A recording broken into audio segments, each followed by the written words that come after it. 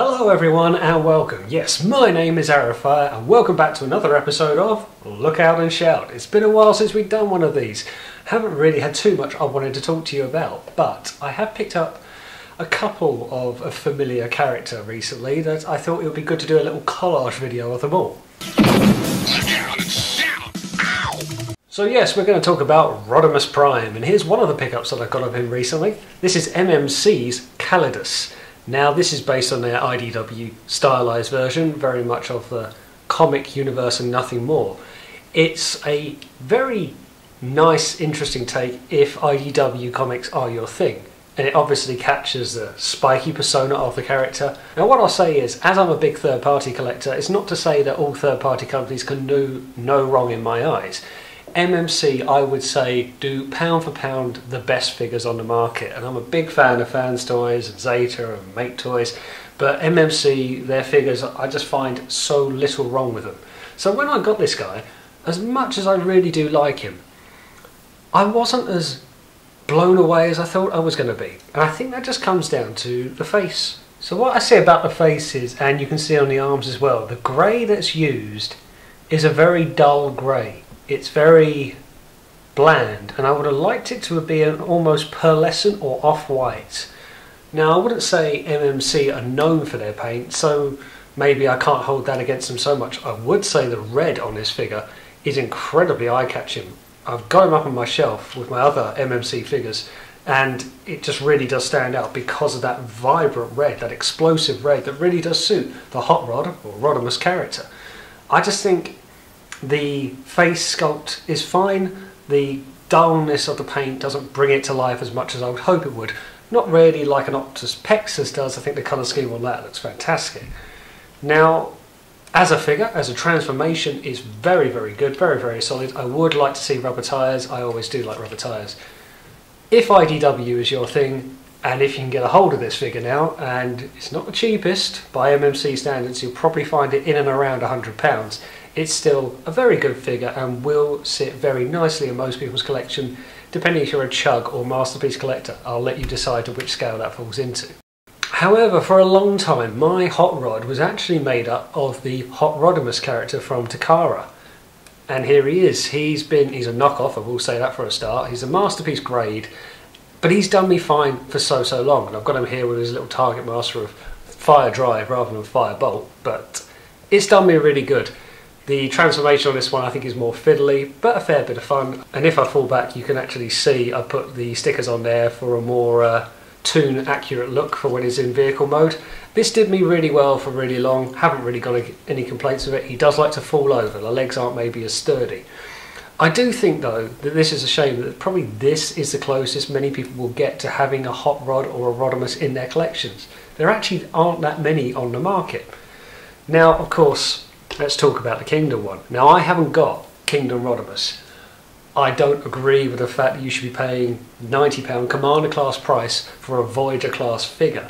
I think it's a lot to say, here's a load of plastic trailer that doesn't close correctly, you know, pay £95 for it or whatever.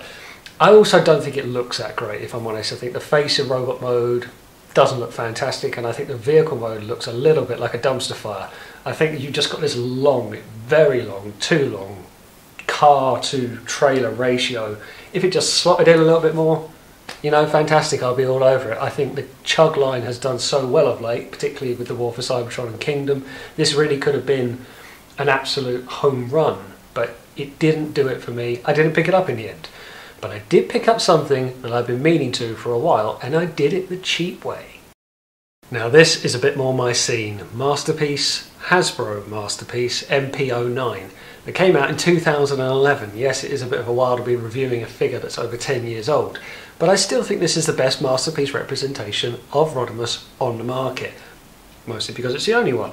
Now, it's not to say it's perfect, and as I remove my hand, stuff falls away. Even though there's clasps and things in place, he can be a bit of a floppy mess. Not to mention the infamous exploding knees, which I've handled with very much care so far. I've only transformed him a couple of times. I have heard that they do disintegrate on you. I have also heard that you can do a repair job on them, but he hasn't broken yet, so I'm not going to do anything. I don't really like the greyness of the face. It just seems dull. The greyness used throughout, and Takara, Hasbro, they weren't really going for toon accuracy by this point, but I always just get the impression that Hot Rod and Rodimus has an off-white skin tone, he doesn't have skin. He has an off-white palette to his colour scheme. The red as well is much more of a burgundy red more than anything else, but the scale is absolutely right. Of course you can convert him back to Hot Rod mode, which involves a rather genius way of flipping back the head to then revealing another face behind. You fold the Rodimus face back on a spring and bring Hot Rod down over the top for a more youthful looking face. And it's also known to do that you slide this down a little bit, literally a centimetre or two, to not look so prominent. And that is how you effectively go from Rodimus to Hot Rod. And also if you flip down his chest, he comes with the world's tiniest matrix.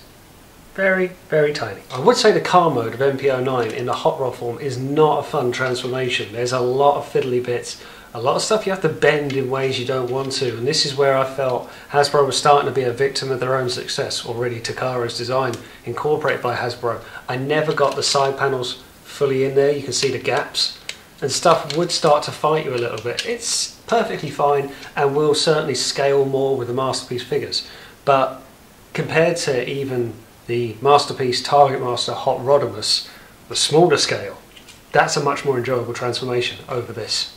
And to be perfectly honest, this is the reason why I got him.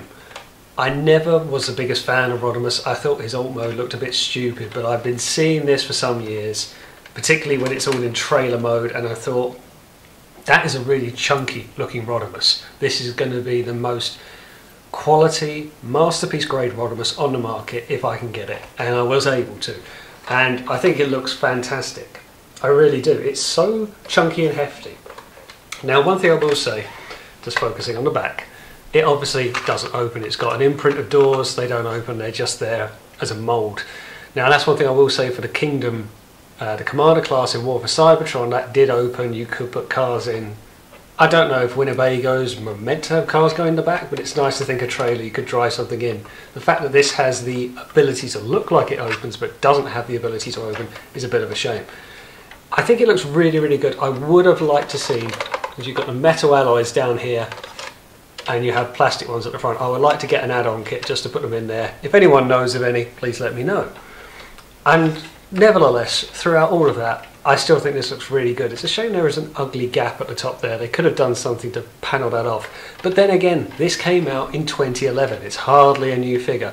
But I still say, through all the offerings that we've got, and there's nothing else on the market in the Rodimus category yet, maybe X-Transbots might go that way. It looks like they're starting to go into the movie bots, or even the only human bots. Then who's to say we're not going to find some more? But this is still the best one, if you can get it for the right price. Now, as I said, I did really well. I was lucky enough to buy the trailer, and then I was able to buy the Toys R Us version of Hot Rod. Now, that's one thing I'll just quickly touch on. The transformation of this is a bit awkward. You have to go from robot mode into Hot Rod's car mode, and then mistransform it to slot it in, and that's where you slot in the spoiler into the groove of the trailer. And you have to jam it in there, and you think to yourself, oh, I don't really want to do that, but you do, and the results are great. But what's quite funny is you can see there's his face. Hello. It's still just Rodimus's car, but this top half of it is a fold down trailer, which, as you see, if I open this side panel, it falls away, and that is effectively Hot Rod's car just sitting underneath, and it has a faux shell sitting on top of it. It's a very simple transformation, because then when you want it in trailer mode, you fold this underneath the trailer. Very compact, if a little bit cheating. So like I say, picking up the Hasbro Hot Rod that was a Toys R Us exclusive, which really was just the Rodimus figure without the trailer and all of the accessories as well, and then by getting the trailer separately, I at least saved myself £100 in doing so.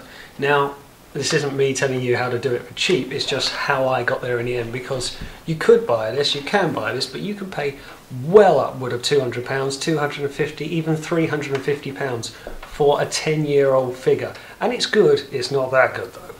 But when I saw this and I was able to pick up the trailer for about £50, and then I picked up Rodimus in the front section for something like £70, I thought to myself, it's probably the cheapest way I am going to reach this conclusion.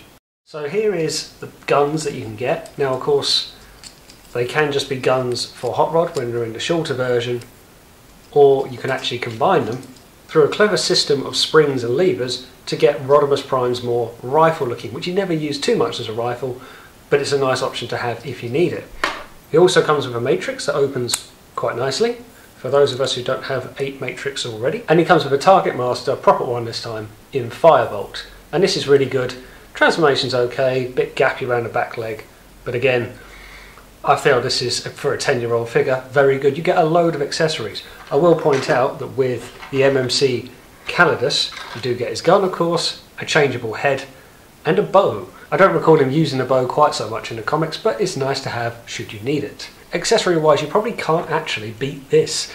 This not only comes with his own gun to use, as well as a fishing rod, but he comes with a circular saw, which the Masterpiece does as well. It just doesn't fit as well. So considering I got this as a knockoff for something like £20, the accessories that come with that are actually really, really good. No sword on any of these figures, of course. That's something that the Kingdom does have kind of exclusive rights on, seemingly. But it's there if you want it. If you want a Rodimus with a sword to be more comic inspired, then the Kingdom one's probably the one for you. So I'll give a very quick review on them all and see how they fare up. Target Master Rodimus, 3.5 Rodimus star badges. MMC IDW Stylized Calidus, 4 Rodimus star badges. He did invent them after all. And Takara's MP09, 3.5 Rodimus star badges. The only thing I think is wrong with it is it's showing its age, sadly. There is floppiness a bit here and there. Class that don't quite tie in. It looks good. I certainly like it in both modes. The transformation isn't fun, but I do like the scale. I do like the presence of it. I think it suits my collection, but I wouldn't say it's the best Rodimus on the market. It just suits me. Anyway, thanks for watching. Sorry it's been so long since I've done a review. I'm going to be getting some more figures soon, hopefully over the Christmas period, so I'll have some more episodes of Look Out and Shout for you guys to watch soon. But as always, I will see you on the next one.